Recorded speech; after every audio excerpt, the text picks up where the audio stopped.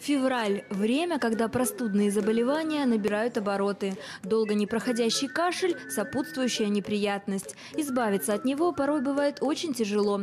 Помочь может дыхательная гимнастика и перкуссионный массаж. Чтобы избавить ребенка от кашля, предложите ему поиграть. Обыкновенные бумажные салфетки легким движением руки превращаются в снежинки. А затем, сделав глубокий вдох, устраиваем настоящую бурю в стакане.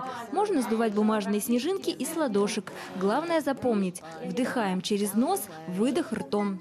Такое упражнение хорошо вентилирует легкие, выводит мокроту и обеспечивает максимальный прилив крови. Кстати, такая гимнастика полезна не только для бронхов.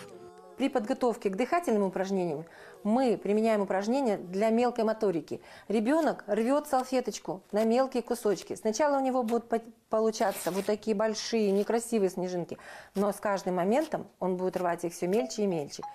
Следующий этап – перкуссионный массаж. Звучит мудрено, а выглядит как игра. Перкуссион переводится с латыни как «простукивание». Отсюда и название. Такой массаж создает определенную вибрацию бронхов, благодаря чему мокрота легче отделяется, а значит кашель пройдет гораздо быстрее.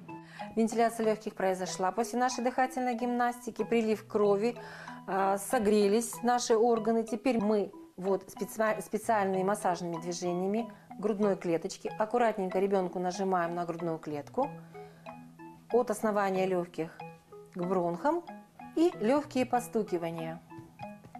Легкие постукивания. Если мокрота собралась, ребенок головочку наклонит.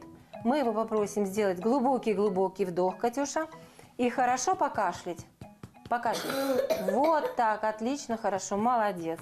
Все этапы массажа повторяем, уложив ребенка лицом вниз на мяч или подушку. Главное, чтобы тело ребенка находилось под углом и голова была ниже лопаток.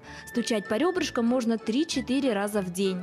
А вот если у ребенка высокая температура или сухой кашель, то перкуссионный массаж и дыхательную гимнастику придется отложить.